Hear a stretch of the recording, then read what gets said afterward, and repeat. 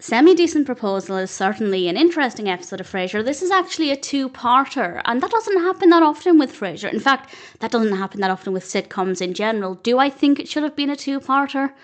Yeah, I feel like it did play out well, but today I'm just talking about the 21st episode of Season 8, Semi-Decent Proposal. This is directed by Katy Garretson, and as always, there will be spoilers from now as I go through the events of the episode chronologically and share some thoughts. I don't think I have that many detailed thoughts. I think my thoughts are mostly about the characters. I feel like this one's very character-driven. It's very driven by their emotions, and I think the characters are very well written. It starts off with Frasier and Niles shopping for a DVD player, and Frasier flirts with a woman. It turns out her name is Claire. She's played by Patricia Clarkson, and she's actually a friend of Lana, played by Jean Smart, and they went to high school, Lana and Frasier. They went to school together, and Claire says that she's actually throwing a surprise party for Lana's birthday, and she asks Frasier if he will bring Lana, which I do think is a bit unrealistic, considering Lana and Frasier aren't exactly best friends. It's not like they kept in touch, and then Claire's just met Frasier. She's putting a lot of trust in him. I don't necessarily think it's believable, but maybe that is what Claire would do. Meanwhile, Lana is demonstrating just how difficult she is. And I have to say, the character is very, very well written. The performance is fantastic. She is annoying, but because she's so well written, such a strong character. Back in the apartment, Niles said that Daphne punched him in his sleep. Martin suggests they're just finding their sleeping groove, which makes sense. Daphne then wants to watch Roger Rabbit. Frasier is heading out the door smartly dressed, looks great. Roz arrives, and now they're all fighting over what DVD to watch, which I have to say isn't reminiscent of my childhood, because I was an only child, and my parents weren't really big film fans, so if I wanted to watch a film, they were generally happy with my choices, which is just as well, because I would watch the same films over and over and over again. But I can certainly see it being the case if people are fighting over what to watch. I feel like this is a tangent, but I feel like this is less common today. And I feel like, and this is a general statement, it won't apply to everybody, but I feel like this is because more and more we're used to just watching what we want on our own. It's so easy to just pull something up on a phone or a tablet or a laptop and go off to your own corner and ignore the rest of the world, which can be therapeutic, but I do imagine that it's taking people away from each other. And maybe I'm just revealing more about myself than anything else. Either way, the point there being, this scene did make me think there are plenty of times when Frasier feels dated in a charming way. And this is one of those moments. But I'm sure there are still people who have these situations. We are then in the car with Frasier and Lana. They're going to dinner. We have a pretty meaningful conversation. I think the dialogue in the car is really brilliant.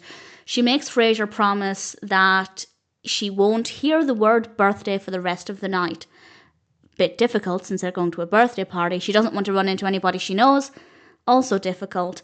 And then she's upset that nobody wanted to do anything for her birthday, which I think is fair. You can want to not do something, but you want people to want to do something for you. And I can understand where she's coming from. It sounds hypocritical, but I get what she's saying. Frasier then ultimately tells her that they're going to a party, and she's mad that he ruined it for her, which that bit I don't agree with. Surprise! They're at the party. Frasier talks with Claire. She's actually a family therapist. She studied cello, and she speaks in haikus. She's everything Frasier would want in a woman. She's also everything Diane wanted to be. And that's unfortunate because Diane tried too hard and it just all disintegrated, to maybe want for a better term. With Claire, it seems like they're perfect. But then Claire gets distracted. We're then back at the apartment. They're still trying to sort the DVD player issue out. So Roz suggests a game where they share their secrets. And Martin says that his secret is he cries at the sound of music.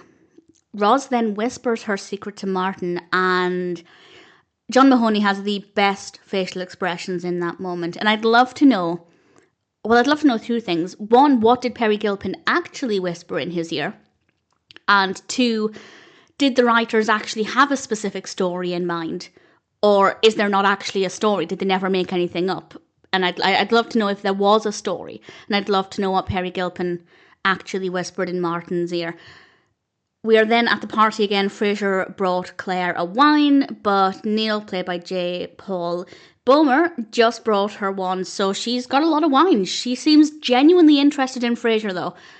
And then I love this moment. I really love this moment because they've set this up where Frasier has clearly found the perfect woman, the woman Diane wanted to be, and then Frasier walks away from her. And this is because he sees Lana crying, and he goes to comfort her, and that was such a great moment for his character.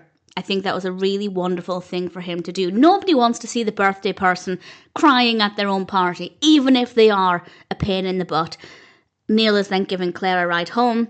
Lana agrees to help Frasier out if he agrees to tutor her son. Deal. We then cut to Frasier tutoring Kirby, played by Brian Klugman. It's not going very well. He's not going to be the easiest student. Lana yells at him to get a pen. Frasier then scampers as if he was the one being yelled at. We then end the episode with Niles and Daphne trying to return the DVD player because clearly it was just too complicated for anybody to work out how to use it, never mind ultimately deciding on what film to watch. And then we have To Be Continued. And obviously I don't want to say too much more about what happens next. I've seen the episode, I know what happens next, but certainly this episode, I think there is so much going on here, so much substance with the characters, with Frasier's character. I think maybe earlier Frasier might have not gone over to Lana, not because he was a nasty person or didn't care about her or didn't have any empathy, but because she wasn't pleasant. Why would he want to go and spend time with somebody who's not being pleasant? But obviously Frasier is much more mature, much kinder, and to walk away from his dream woman, and also a dream woman who is also talking to somebody who might also be a great match for her, it was a very big thing for him to do. Lana, I think, is a really great character. There's so much dimension to her. She's clearly been through a lot, and that's why she's potentially got this hardened exterior. Kirby maybe isn't the most complicated character. We'll see more of him in the next episode, but certainly he's a joy to watch. And I just think as a character study, there are so many elements to this that are great, both in terms of characters individually and also whether somebody can have a perfect match. Is Claire the perfect person for Frasier? Certainly on the surface, but then again, I'll go back to Diane. Maybe on the surface, Diane was the perfect person for Frasier. To an extent, she challenged him intellectually, not as much as she'd like to think, but certainly to an extent. She was very interested in the arts, very interested in culture, and expanding her own culture, and these are all things that Frasier values. But we know what happened there. So, on the surface, Claire's fantastic, but never mind. I'll talk more about that in the next discussion, and for now I can say, of course, that we have a brilliant character study from multiple characters in Semi-Decent Proposal. The bit with the DVD player, it's great. I love it. It's nostalgic, even if it's not completely nostalgic for me in parts. I remember getting my first DVD player, so it did make me a little happy. Semi-Decent Proposal is a decent episode, and I'm looking forward to talking about the next one.